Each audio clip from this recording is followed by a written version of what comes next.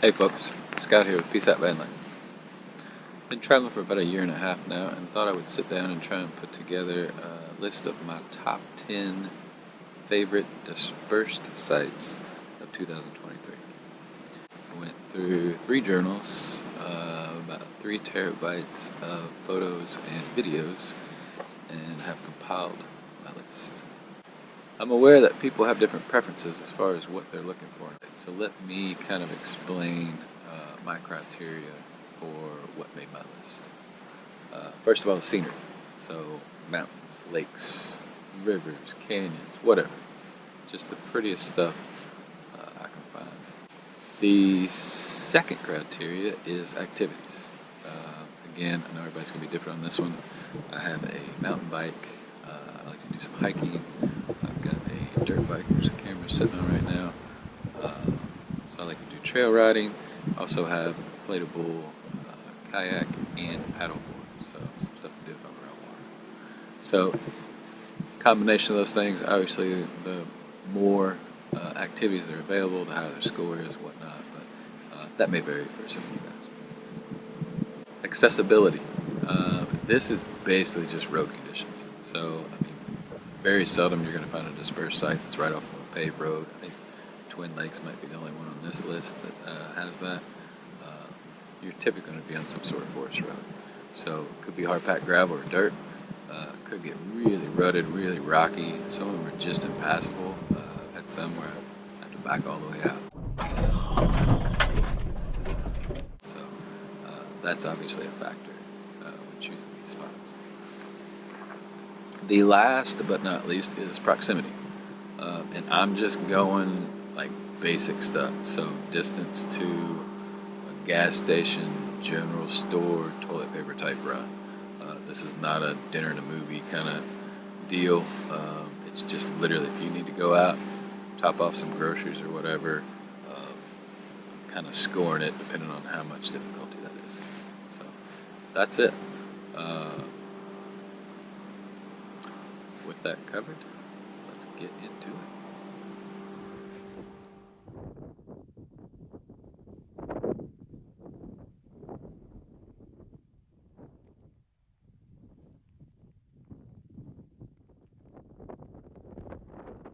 The panoramic views earned Cement Ridge a spot on the top 10.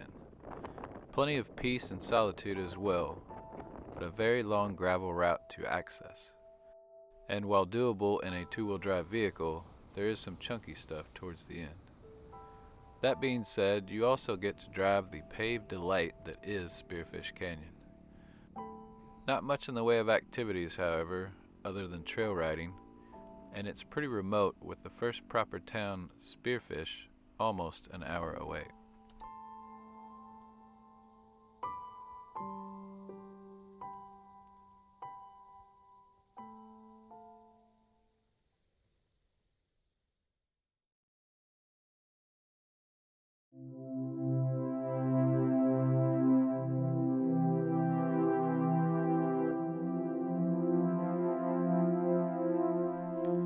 This was a hidden gem tucked away down a pretty lumpy, rutted forest road.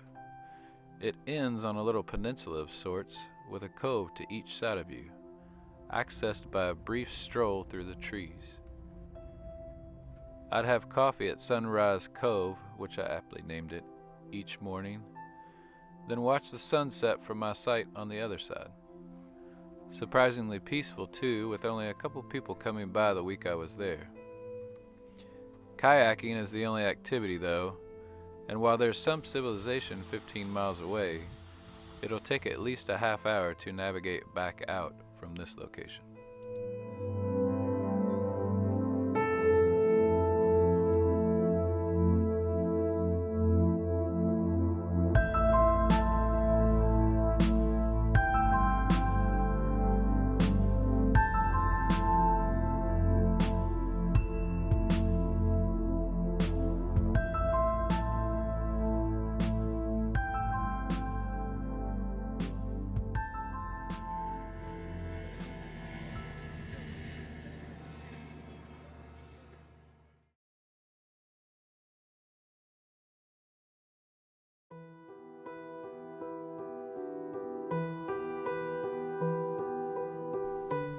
Easy access up some twisty pavement leads to a spacious, well-kept hilly campground overlooking the Twin Lakes. In addition to the beautiful views, there's a considerable hiking trail to Mount Elbert just below, and kayaking and mountain biking trails accessible down by the lakes. I was only there a couple days, but there was very little traffic. You're only 15 to 20 minutes from Leadville, touristy and quaint. No big box stores, but everything you need.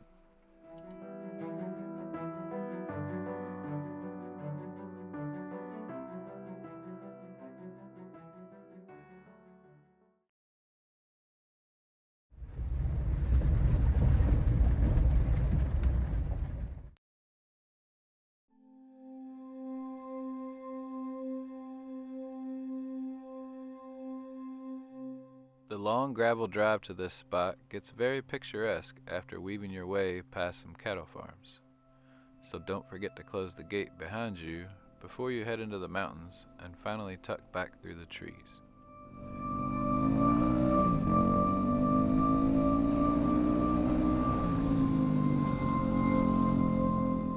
Keep your fingers crossed though, because there's only a handful of spots and only a couple of those are on the edge of a beautiful reservoir tucked between the mountains. It's a bit of a hike for necessities, and off-road riding is the only real activity which will reward you with even more astonishing views. But the remoteness and beauty of this area definitely deserves a spot.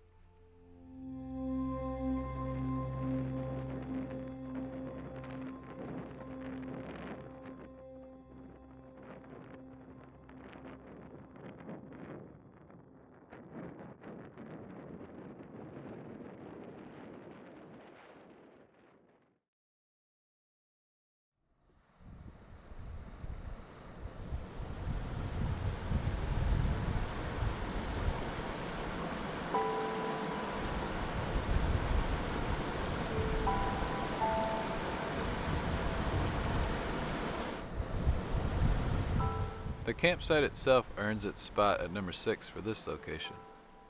I stumbled upon this one while driving through the forest along Frick Creek. It's a spacious site tucked down off the road right along the rocky and fast-flowing creek with various access points. A few passing cars and fly fishermen, but predominantly peaceful and quiet.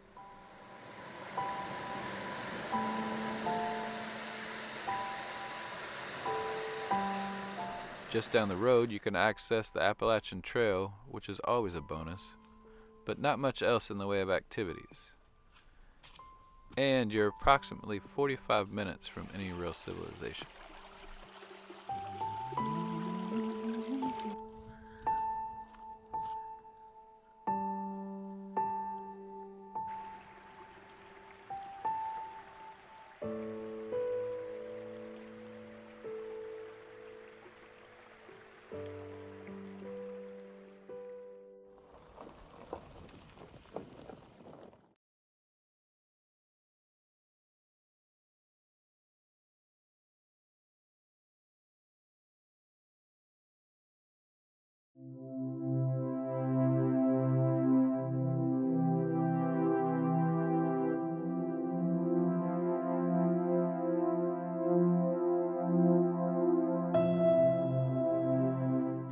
Easiest access and most tranquil earn Lake Durant the spot at number 5.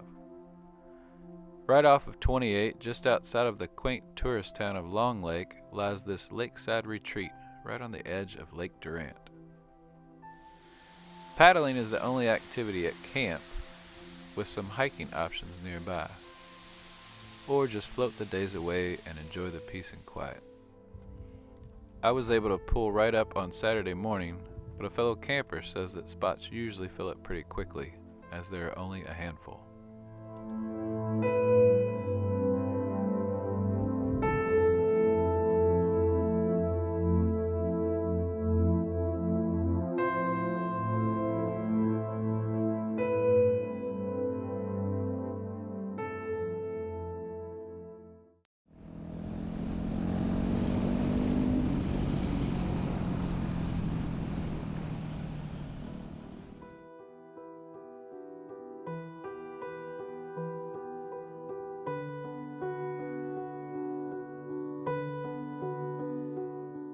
I stumbled upon this location just outside of the city of Gunnison, Colorado, which is quite convenient. It's a vast area with access roads and trails throughout, catering to off-road riding, hiking, and mildly entertaining mountain bike riding. The scenery was surprisingly pretty, and the sunsets and sunrises over the mountains were epic. Easy access on gravel roads with a little bit of washboard here and there, and only 10 minutes from town.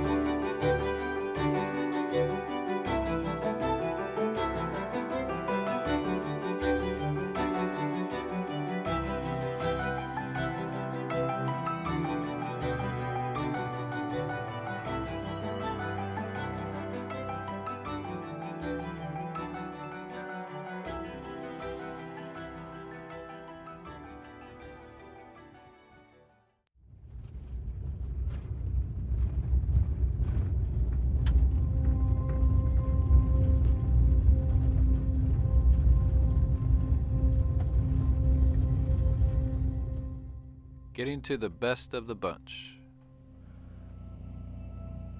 The drive in, the scenery, the hiking, all exceptional at this slice of paradise, tucked into this golden basin far below Mount Sneffels. A creek weaves its way through and horses roam nearby. Plenty of forest roads in the area and a designated OHV trail and 2 hiking trails just down the road. One climbing to a series of 3 alpine lakes at the foot of the mountain range. A slender waterfall and views along the way are breathtaking. Now we're talking. Look at that view. Holy sh! Ridgeway is the closest town, small, quaint, and touristy, but at least a 30-minute drive since the better part of it is a long, slightly bumpy stretch of gravel, but well worth it to experience this location. Maybe a handful of people passing by each day to access the trailheads at the end of the road, but no one else at camp the week I stayed.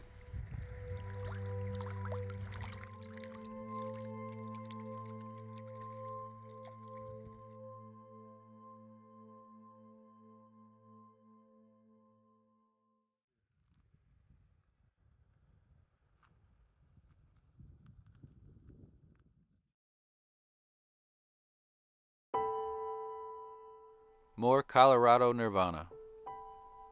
Top scores for scenery in every direction. It's a massive recreation area surrounded by mountain ranges, catering to various levels of off-road riding, paddling, and plenty of hiking options as well. The trail ride to the summit of American Flag Mountain and the views were truly extraordinary, as was Taylor River winding through the Golden Valley, fog burning off the reservoir each morning, snow showers, all of it really. Definitely more people roaming the area, but it's so spacious with so many camping options, you can dial in as much solitude as you like.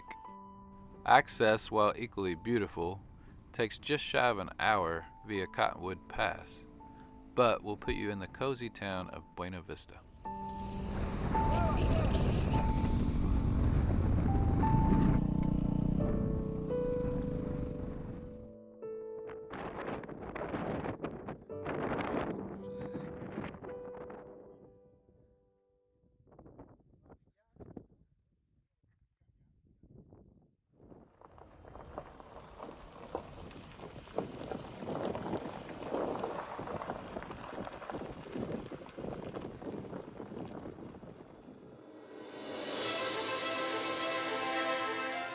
Top spot snagged from Colorado by North Georgia.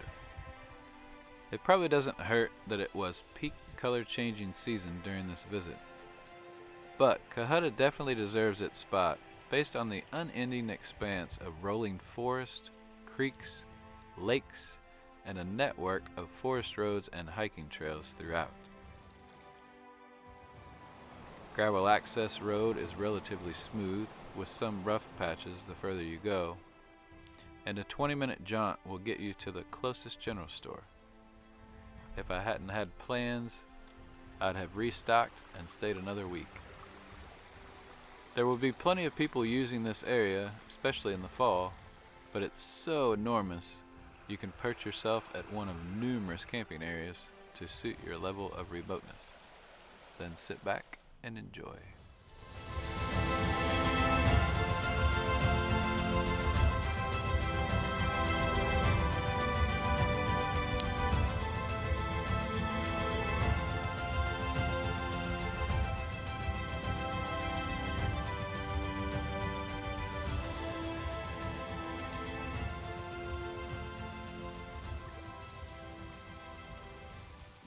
Well, that wraps it up.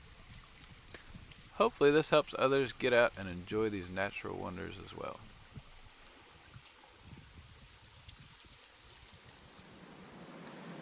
There are some in-depth videos about a lot of these locations on my channel.